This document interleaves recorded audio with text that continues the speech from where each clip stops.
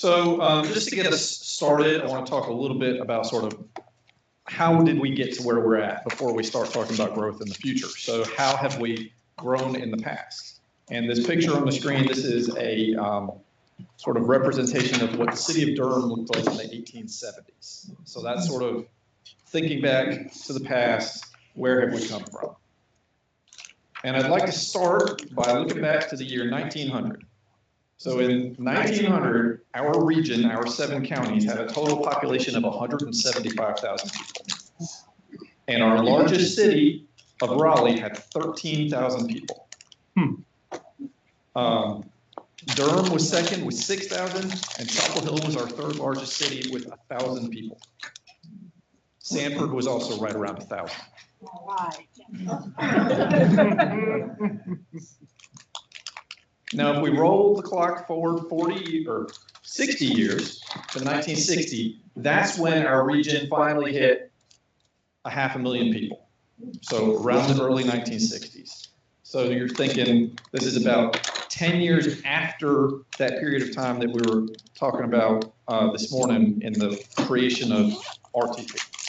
So by 1960, Wake and Durham had both grown pretty significantly. Wake grew about 3 times over its 1900 population. Durham grew over 4 times over its 1900 population. And then generally lower growth in some of the other outlying counties. So it was really mainly focused in Wake and Durham, that growth in the early part of the 20th century. Raleigh had grown to 93,000. Durham just slightly behind at 78,000, Chapel Hill at 12,000. Now, an interesting thing to look at here is actually, if I had pulled in some of those intervening years, Durham was actually the largest city in the region for most of the first half of the 20th century. Durham had a very fast growth that occurred around the 1910s, 1920s, and then Raleigh took longer to catch back up. So it was really not till this 1960 census that Raleigh became the largest city again. Now let's go 30 years again. In that 30 years between 1960 and 1990, the population of our region doubled. So we went from 500,000 to 1 million. And by that point in time, Wake was really standing out as being a dominant portion of the population growth. So if you look at this curve at the bottom, you know, back in 1960, all the counties that are these different colors were fairly close together. But by 1990, Wake is making up a really substantial chunk of that. So really, that's where we saw a lot of that growth that was talked about this morning. A lot of that growth from RTP really in the early years of RTP, a lot of that growth being focused more on the Wake side than on the Durham and Orange side. And now let's look at the most recent census. So in that 30 years from 1990 to 2020, our population doubled again. We went from 1 million to 2 million. And when we look at it, again, you know, as we all know, Wake is kind of the dominant county in terms of population size.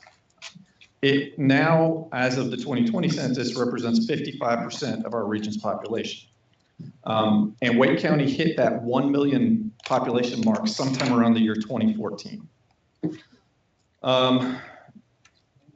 You can see the growth in the other counties. One of the interesting things to look at between 1990 and 2020 is really a lot of growth in Johnston.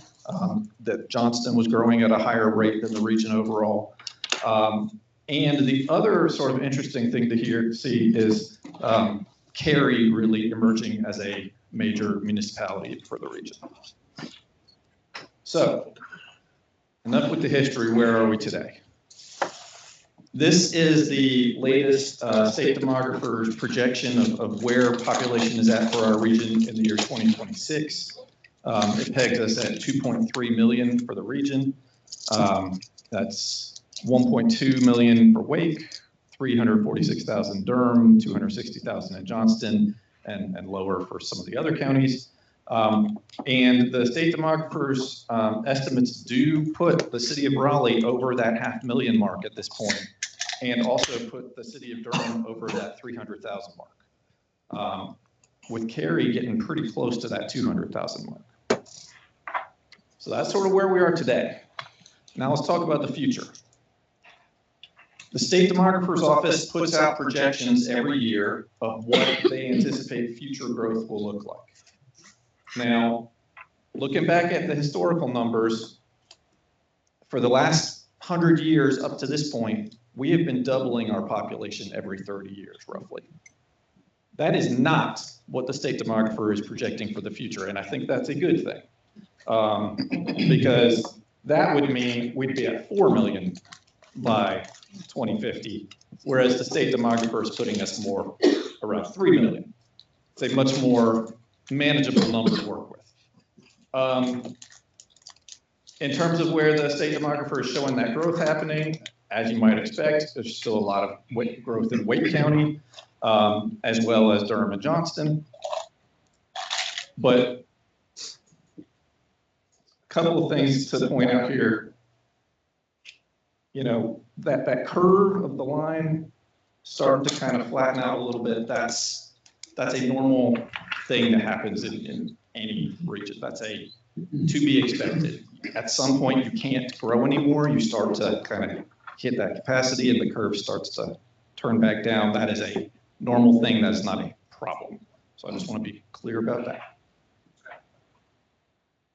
And then the furthest out that the State Demographer looks currently is to the year 2060. So I just wanted to throw this in to say what they're looking at as sort of their farthest out projection. And one thing I wanted to highlight here, you can see what they're showing for each of the counties in 2060. But the one to highlight is Wake County, which they're projecting to be pretty close to 2 million by the year 2060.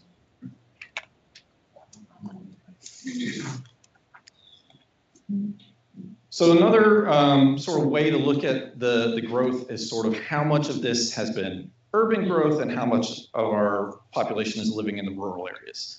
So at the far left of your screen, you see the year 1950, and at the far right, you see 2020. And every census, the Census Bureau puts out a definition of what they call an urbanized area. So it's the area that they consider to be dense enough that it qualifies as urban. And so the purple bar on here is the rural portion of our region's population, and then the other colors are the different urbanized areas. So this orangey color is the Raleigh urbanized area. This gray color is the Durham urbanized area. And then over here in 2020, there were actually 2 new ones that were designated for Clayton and for Pinehurst Southern Pines. So you can see over time, our rural population is actually growing over time. But as a share of the overall total, it is shrinking because our urban population is growing so much more rapidly. And you can see this here. In 1960, 63% of the region was rural, and by 2020, 78% of the region was urban in terms of population. And just looking at that in terms of a map, this represents in yellow the areas that the Census Bureau considered to be urbanized in the year 1990. And a couple of key things I want to point out on here. Number one, there is a giant gap between Durham and Raleigh.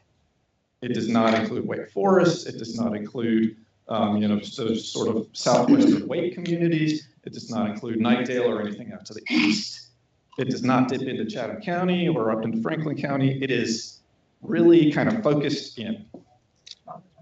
By the year 2020, it looked like this. And you can see there is no gap anymore. That gap has disappeared. And we have expanded into Johnston, we've expanded into Franklin, we've expanded into Chatham. We've even seen Burlington expand further into Orange. So, and we have the new urbanized area down in Moore County.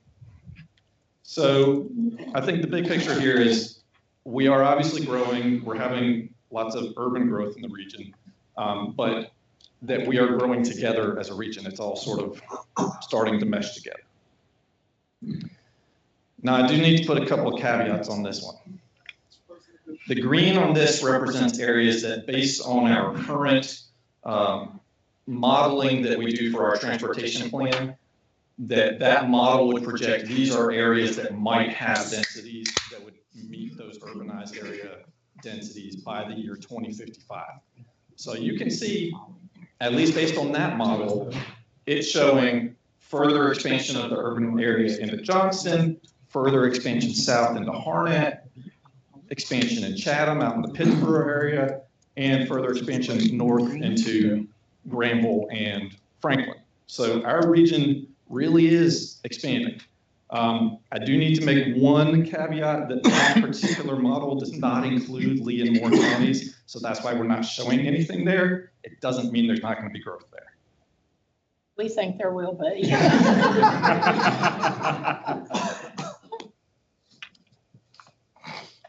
Okay. I do want to spend a couple minutes talking about some demographic data. So the State Demographer's Office does provide some information about projections with regard to gender and sex, as well as race and age. And so we're going to run through some of that stuff. I think this is probably the least interesting because it doesn't change much over time, and it's pretty consistent across the region. We've got slightly more female residents than male residents across the region, and that over time is going to be turning slightly more female as the population ages, just because female folks tend to live longer than male folks.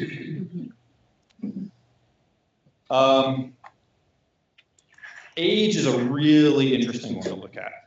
So on the left side of the screen, you can see this is the current breakdown of our region by age. So the purple color is children. The sort of yellowy color is college age, young adult.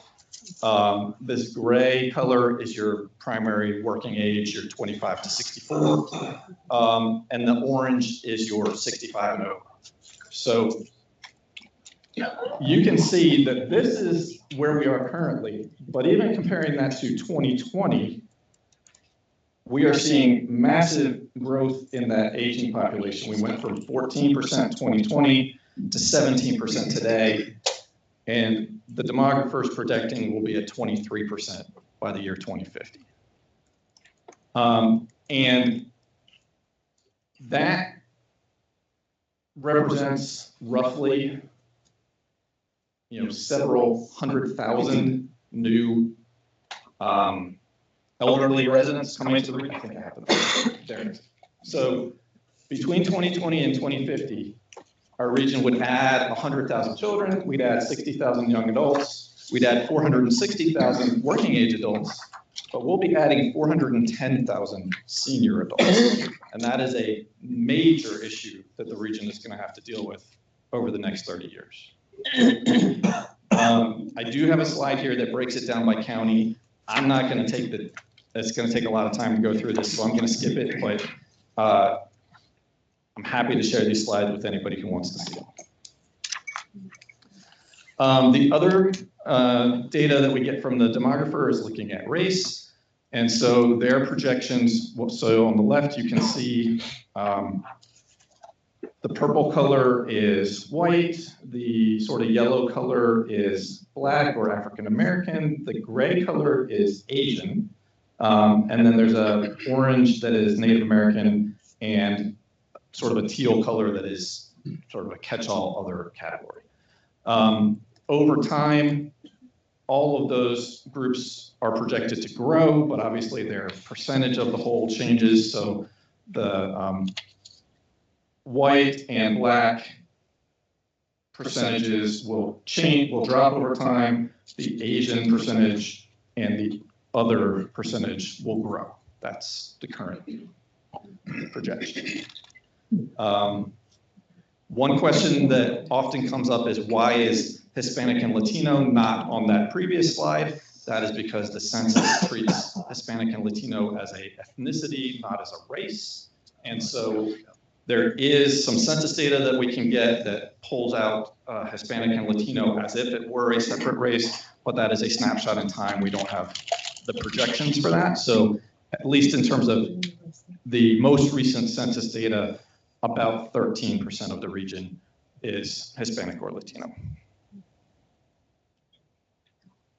Now I'd like to take a couple of minutes just to talk about sort of how we plan for growth in this region. So we did hear earlier today about the history of the first big plan that was done in this region back in 1969 that was looking at what growth would look like for the 30 years between 1969 and 1999. It looked at areas where there was likely to be need for infrastructure and trying to identify what those needs would be. So this is the example of the map that was developed as part of that, and you can actually see the map over there on the side when you get up later. But it actually, it did a reasonably good job of anticipating some things. It shows things like completion of the southern half of the Beltline around Raleigh.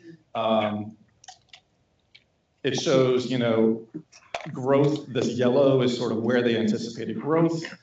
A lot of that did happen. A lot of that did not happen by 1990.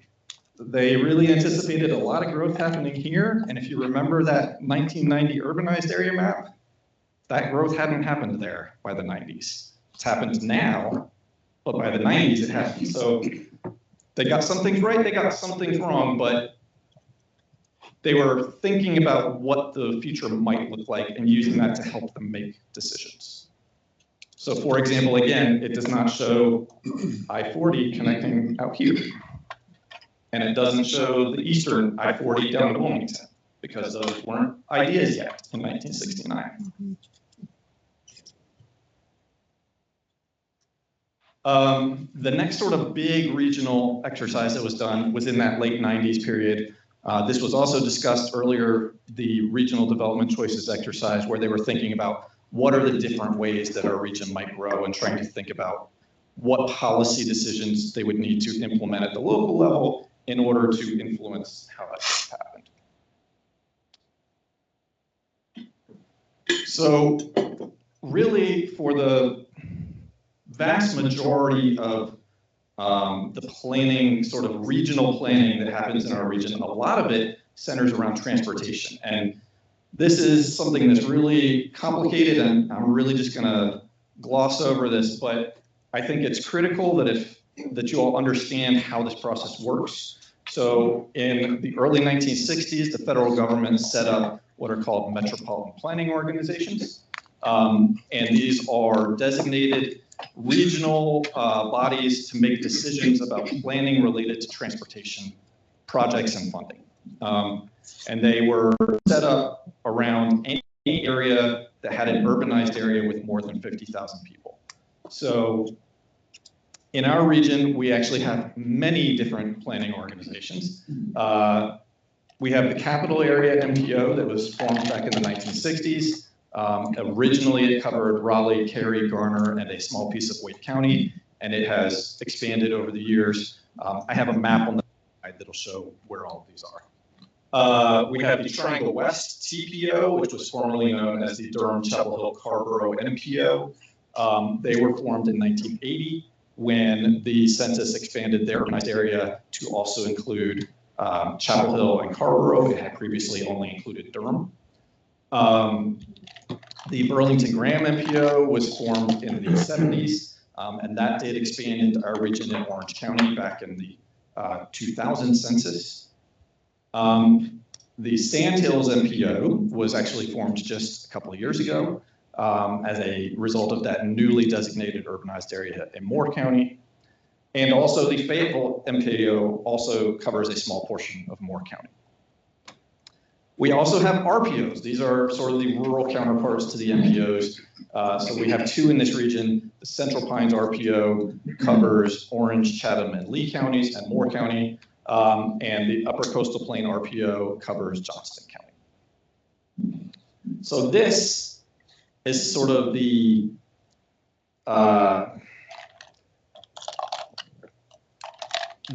black outlines on here. That is the counties within our region.